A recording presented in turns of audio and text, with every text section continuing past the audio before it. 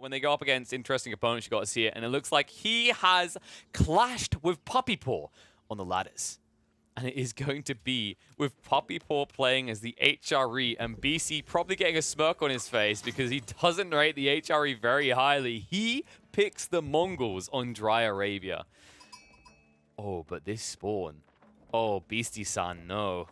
Oh, no, no, no. Oh, he doesn't have good choices for, and the gold is a little bit exposed as well. So if Puppy Paw plays an aggressive kind of feudal style HRE, he could actually punish this. The good news for BC though is that people don't tend to do that. Instead, the HRE just seems to be your classic Castle Age boomer with a more aggressive stance, usually at the beginning of that Castle Age, but it's still a longer time, and that means that Beastie should be safe in this early point in the game where he should feel very exposed. And in fact, I wouldn't even be surprised if Beastie is the one trying to apply pressure with some sort of outpost rush. We know he loves to do it. We'll probably find out in a second if he wheels out and tries to build a Rax on the Uvu. Another detail that is going to matter to inform him whether it's feasible or not is going to be how many sheep he has and how many he can return. Then again, sheep seem like less of a priority when you get this spawn. Like, although it seems like it's only wood because we forget that berries are a thing and can sometimes matter, the cool thing about berries in this situation is it does allow Beastie to go aggressive if he chooses to, because he doesn't have to say, oh, well, I only returned 2 sheep, so I need to get a pasture. I can't afford to go for a Rax. Instead, if he wanted to, he could say, oh yeah, Rax player is good here. I've got a ridiculous reserve of berries, which are admittedly worse to gather from sheep, but are still there, right? But it looks like in this situation, considering it's up against the HRE, considering the layout of the map and the base, he doesn't see that much merit in doing it. Instead, he's just going to guard his base, build the Gur up first, and look to quickly access feudal. One cool thing that the Mongols could do in this matchup, by the way, I haven't really seen it too frequently, but it is pretty damn nice, is to play into Magadai. Pigeon said the word. Why does he always say the word? Why is this man obsessed with Because Magadai are good in this game, folks. Come on, they're actually amazing in this type of game. You're up against the HRE, and the HRE tend to build only melee units. Knights, man-at-arms, spearmen, Langstech. Also, consider this. If Puppy Paw is planning to play into the Burgrave Pass, all he can do is build melee units. The Magadai cannot be caught. So I would love to see this play.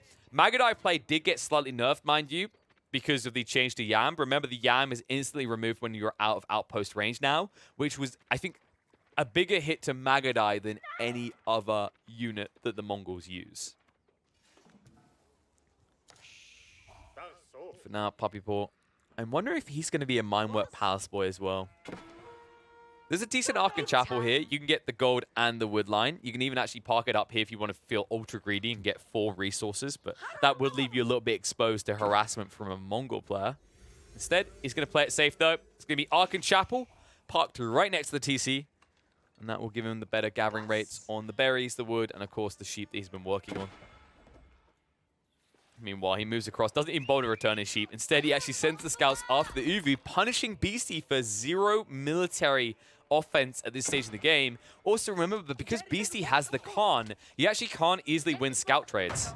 It's actually a very weird dynamic now, especially considering the nerfs around drive-by effect in the Dark Age. Even after you reach feudal, your Khan doesn't actually do that much damage. And he doesn't get bonus damage against other scouts. Scouts do get bonus damage against you, though, as well as scouts. And that's why he can't take this trade. That's why the Uvu, he's probably going to have to pull a villager or two to heal this up. He should be able to keep it alive. But it's going to be a frustration, as it will lead to idle time in your villages. Puppy Paw. I actually like what BC's doing here. It's really pointless to target the villagers. Ideally, you want to keep targeting the prelate when he comes out, until eventually he can't come out unless he wants to die, right? But it looks like Puppy Paw is at least going to offset that problem in the grand scheme of things with the second prelate, so he'll be able to heal up. And it looks like now BC is going to start moving back. BC almost ready to go for a tech up himself. So he wants to be in position with the Khan to chase down these scouts, because once you are from Feudal Age, you're able to shoot on the move with the Mongols. And it is going to be the Deer Stern, so Puppy Paw will have to be aware of the potential aggression coming his way. Uvu, half health removed. Half health to go. And the Khan. He's here to make sure Puppy Paw has limited food.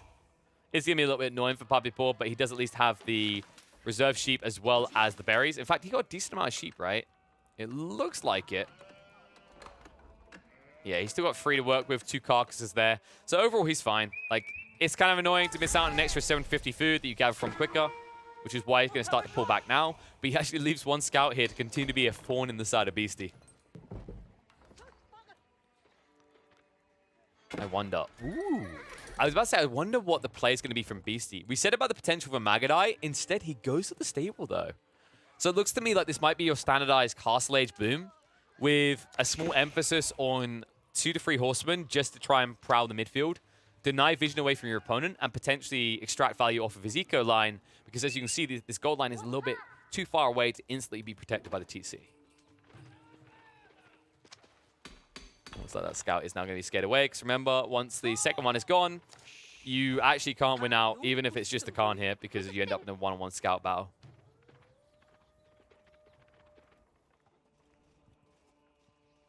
Wait, what? This is peculiar out of Puppy. I think he's doing this for the vision gain, but this is kind of risky when you're up against the Mongols, right? Because any building they burn down, they're going to get paid. Also, this can pop cap lock you because you put it in a more exposed location. Of course, there is some upside to doing this HRE because not only do you get that slight vision increase, but it's also the fact that you have the emergency repairs, so it's not as easy to torch. Even then, though, it's only a 750 health building. It feels very weird to me that Puppy Paw chose to build this here. But hello, Puppy Paw. Oh, the timing on this as well. So Puppy Paw, he goes for Pro Scouts, but the timing, Beastie moves across and spots it perfectly. Now they can't. Do a little bit more damage to the stage of the game, up to 3 damage per shot.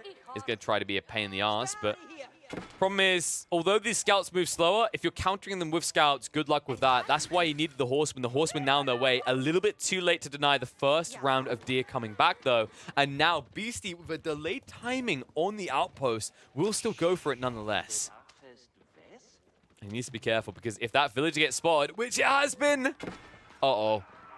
I mean, this is the moment you can just turn and burn onto it. The scouts are chasing him. The plan was not sound here. Beastie will be forced to peel away. In the meantime, Horseman just being a pain in the ass. The Prelate can make this optimal for Puppy Paw, something that Beastie doesn't have access to. And looks like he's going for a more aggressive outpost here, situated next to where the front line of Horseman is. Horseman overcommit. One's going to go down. Puppy Paw, mistakes made there. Didn't pull back in time. So missed an opportunity to heal up with the Prelate. Will be pulled off of his gold. But Puppy Paw doesn't care about gold anymore, folks. He's sorted there. He's got enough. And I think Beastie, he was assuming he'd be able to deny this quick enough, but he's dead wrong. Like, this was quick enough out of Puppy. He can access Castle if he wants to boom up now. Does need to sort his food, though. Meantime, will deny the outpost going up. That's a big loss for Beastie, missing out on the Yam movement speed.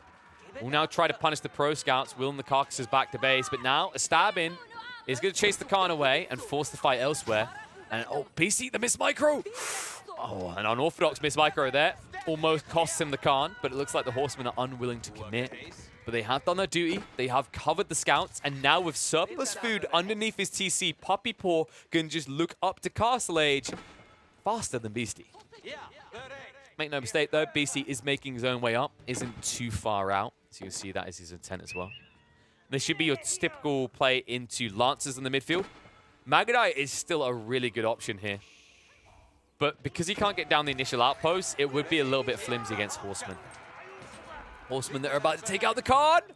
Oh, wow, one more stab needed, but the Horsemen shuffle in place. And they block him out. This could be a chase down. This should force Beastie away now. He should be happy the Khan is still alive there. That would have been an annoying loss at the stage of the game, especially with Castle just around the corner. Meanwhile, still pushing more Horsemen because he can afford to do so while also accruing resources. Puppy Paw will look to go on the prowl. Wants to try and insulate himself, wants to control that midfield because he wants to access these deer to the north of Beastie's base. Beastie, what he wants to access is a tech up that is about ready. Meanwhile, Puppies is already underway and it is going to be the Burgrave Palace, so definitely looking to accelerate that aggression. Maybe quicker than Beastie's going to be ready. And this is awkward. Khan does go down. Beastie does get caught off in the end. Remember, the Khan moves at the same speed as your standard Knights, right? So you don't move as quick as Horsemen. And also the Horsemen were moving away slower because any formation of troops, they move at the slowest speed when you select them all. And that meant that these Horsemen were only moving at a mere 1.62 movement speed. These horsemen a little bit frustrated now. They've lost their leader. Looks like Beastie is going to make his way up with the step readout as expected with this kind of configuration, but timing is going to be better than that for Puppy Paw. And Puppy Paw now in a situation where he can march out with a sizable quantity of spearmen straight away if he wants. Maybe even man-at-arms.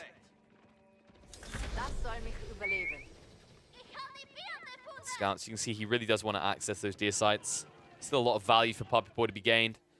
I mean, it's actually impressive the way he's making Pro Scouts work here. I think part of it comes down to generation, but it's still very smart to make that choice. As I think with so few people actually doing Pro Scouts at the moment, it's very easy to forget that it's even a thing. It's even an option. But Puppy Paw astutely identified that the Mongol player was never going to go for it. He had 2 sites right next to him. It seemed like a pretty cruise mode play, and now he can cruise on through in castle and start to move out and collect these relics up. Relics that can be banked straight on the outpost and will be frustrating to breach. It looks like Puppy is not going to have the easiest time with that, as Beastie is fully aware of that threat coming. He'll start to insulate these areas with outposts. The Lost Scouts are going to move in for more of the goodies. Wraparound force coming in. Plenty of horsemen here to actually counter out Beastie. And, well, they are not being teched up yet, but they're still going to take good trades regardless, as the count is clearly in favor of Puppy. While this is happening, the man-at-arms are going to start to march out. Tech up was complete, which means Springald upgrades can come into the picture for Beastie. However, the torch damage might be a bit too quick here. In fact, this is going to be tight. I think he could still lose the tower. He might have to sacrifice the village to keep it alive. Prelate is moving out. He actually might just yoink this right from underneath their nose. Uh-oh. Whoopsie.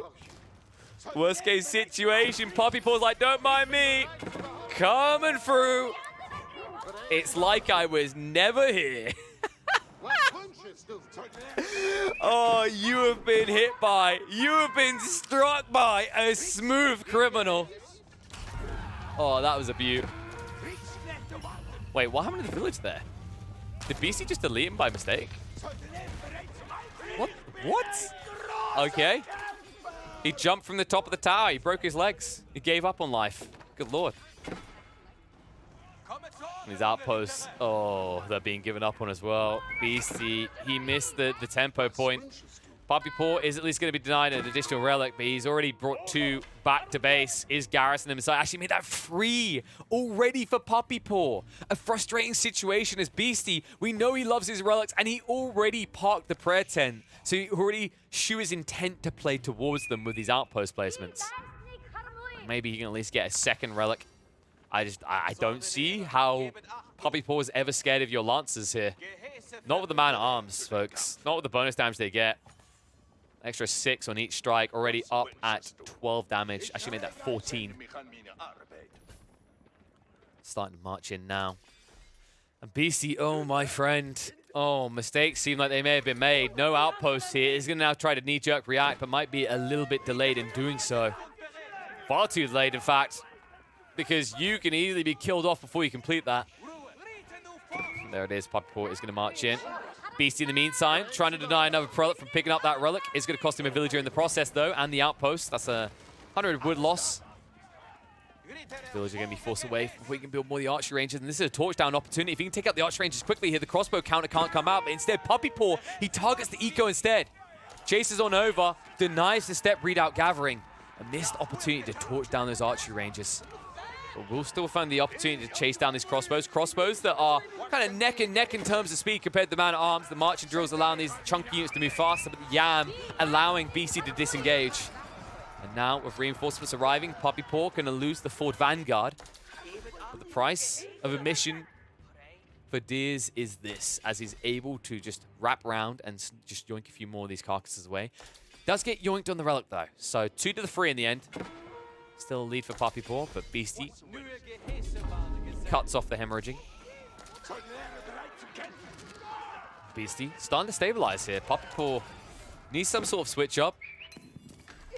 I like the way he's actually using these relics in more aggressive postures, right? Like the outpost to the south side to secure more resources is pretty crafty. Like I don't think a lot of people would do this after bringing it back to base. They might do it initially, like if they weren't running all the way back to base, but the fact he did bring it all the way back first is pretty cool.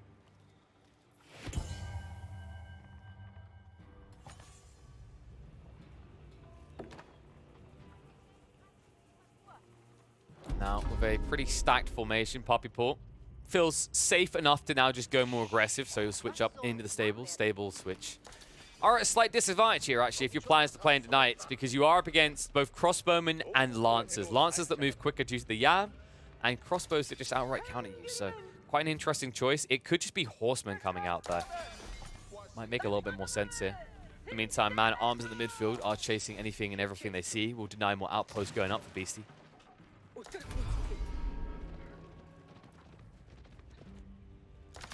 Poppy Paw, he could just start playing towards these sacred sites. Like, force the matter, force Beastie to come out before he consolidates his forces. An awkward situation as well, because he doesn't have the outposts up. He doesn't move quickly between these locations either. It's like a little bit of head pattern in the north, so yeah, he's starting to respond to all this. I think this is good. You can pull a prelate or two to actually just, you know, pick these up as well if he wants. Get the sacred sites, get that gold trickle. But I think from his perspective, like, he doesn't need more gold right now. Interesting thought process, and considering that, you know, you are pushing man-at-arms all the time. So now Lang's neck in the mixer as well. And oh, Beastie, he knows what he's looking for here, and he's going to find it. Outpost will be able to protect 5 of these 7 people in this area. But someone is going to get sacrificed. The prelate is going to go down, a villager as well.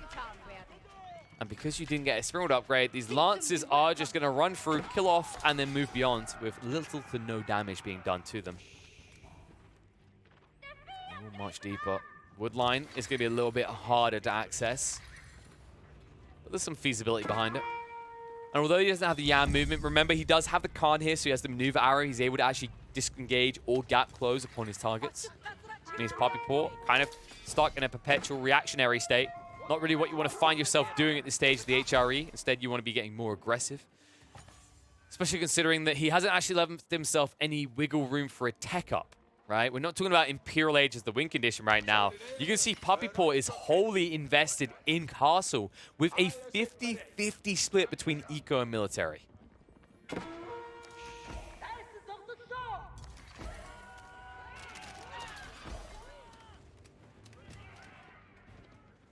Beastie now starting to stabilize in the center. The counter of crossbows against his opponent, like, it's kind of awkward because I think what Poppy Paw needs is what Beastie has. He needs Mangonels. Mangonels could win you the fight. Wait, yeah, he's got 2 sitting back at base waiting for the transition. And because it's a transition of horseman, he doesn't really feel the need to show his hand. Remember that Mangonels got buffed, so they do 50% more damage to ranged units now, meaning that these crossbows will just be donezo by 2 shots, right? 2 Mangonels is good enough. Poppy Paw seemingly doesn't feel like he's got the wiggle room yet. Needs more gold. And of course, there is a heavy wood investment we have to consider here. Wood that is currently being invested in the farm district for Poppy Paw means he doesn't actually have it to be able to afford a 300 wood cost siege workshop, let alone then the cost of building the Mangonels afterwards. Poppy Paw realizes he needs to start going. For good reason. Like, this matchup gets weirdly skewed in the coming minutes. I feel like when you're midway to the end, or towards the end of Castle, you're both Castle locked, the Mongol player is going to be ahead. Especially considering the configurations they've chosen here. And that's why he needs to get some permanent damage done here. He starts to march towards where he previously was located, where he knows the military district most likely is. We can see the racks now pushing out the spearmen, and this might be enough time for Beastie to get the counter out. And this all comes down to the outpost that he placed in the center, giving him the heads-up info and also delaying the timing of Poppy Paw's assault. Poppy Paw will now commit to that assault. Moves in with a sizable force of 46. Shaman Shuffle is going to be a big fat fail. Not sure where he was off to. March through. Mangonel is being built up. Here come the first round of shots. In onto the melee formation. Has to sidestep and go deeper. Horseman, we had a gap close upon the Mangonels. Third Mangonel going to be built up. Man-at-arms get through the spears. Yam to allow them to move away. Crossbows on the backside have been ignored. But now with the Mangonel's gone, Poppy Paw can flood through. Count. Still looking healthy, still looking ahead of that of Beastie's. Beastie, though, utilizing the TC as well as the Yam movement speed to disengage from the man-at-arms and make sure he's the only one doing damage in this fight. Villagers now going down. A little bit of eco damage being done, but make no mistake, folks, Beastie is miles ahead right now. Look at the eco difference here. Poppy Paw locked down at 39, chipped away at by these raids from the Lancers. Meanwhile, the damage he dives in for is found wanting by Beastie, and thus he will be punished. Now Poppy on the retreat, might find himself fully confined to his base here. Completely just being out microed, it feels like. The relic advantage, the only thing he has, but because it's only one relic, it doesn't really make up for the eco differential. Not even the HRE's holding inspiration buff feels like it's doing that. As he is trailing by a 1.5 times multiplier here. 58 to 41.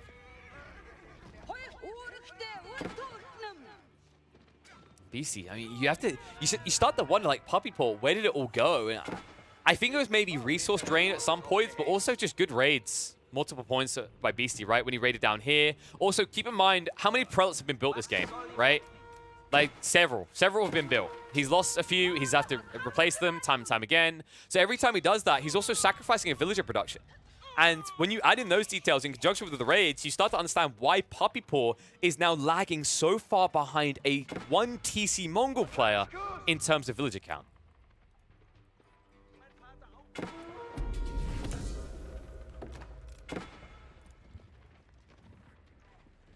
Now Beastie doesn't feel a need to rush this. Understands that he just took a really good trade and can continue to do so. Now his intent should be to start to move out and just construct his outpost. Slowly make your way out to the center and then kind of dictate the flow of this game. Probably look under those sacred sites because once they're capped, Puppy Paw has to come out. And because Puppy Paw sacrificed such a big force in that fight, and you have a still very strong standing army, you know that Puppy Paw's not going to tech up because if he does that, you're going to just be able to run into his base and end the game.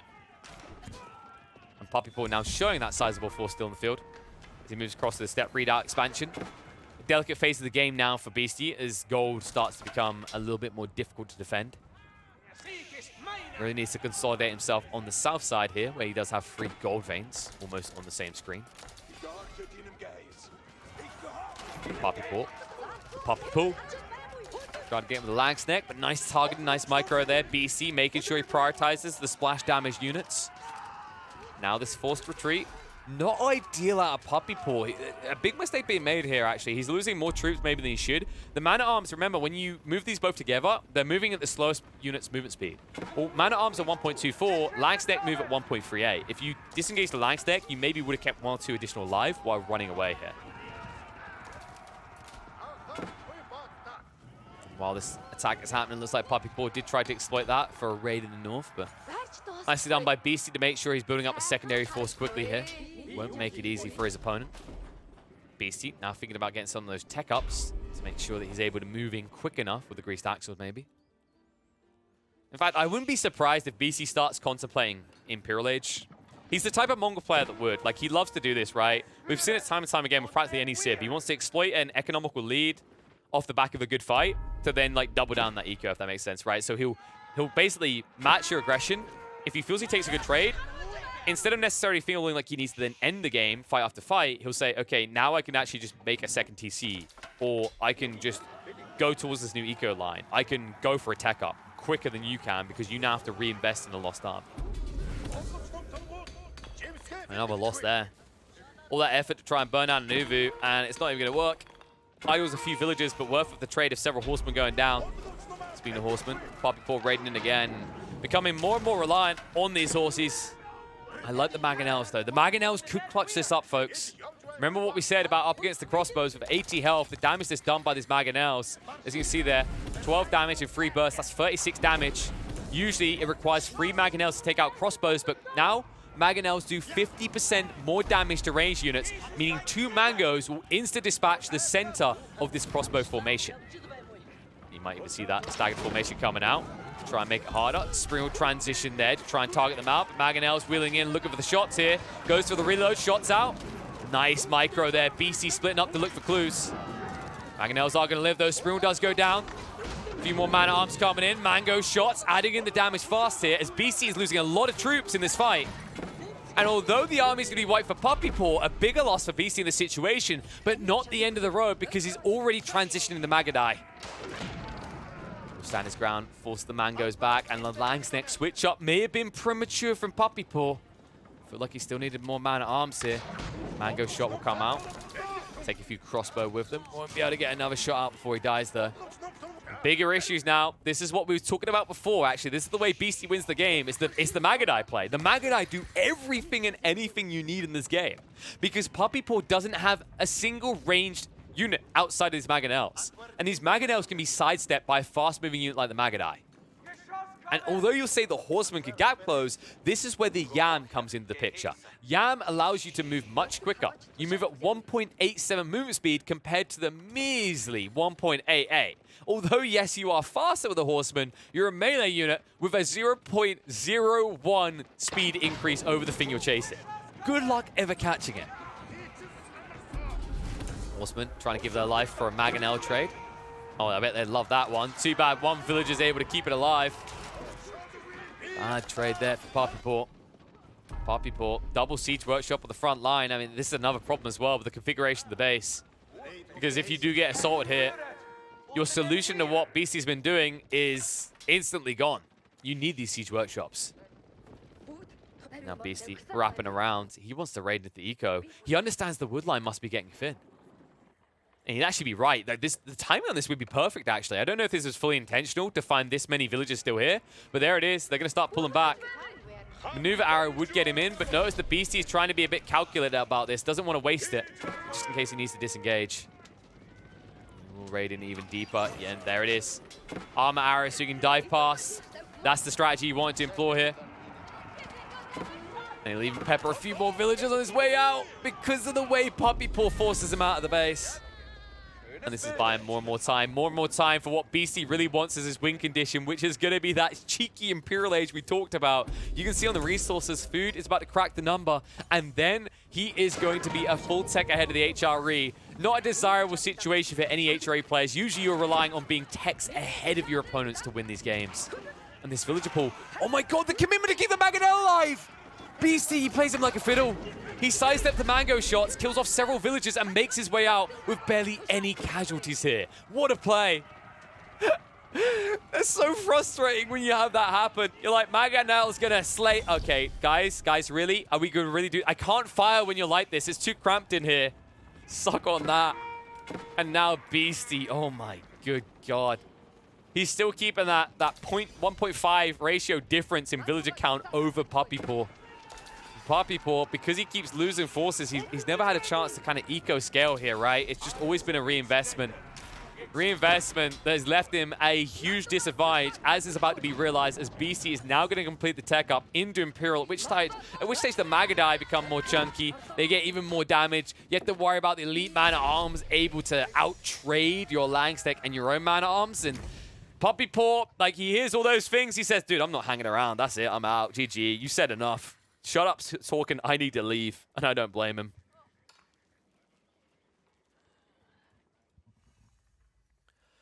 Whew.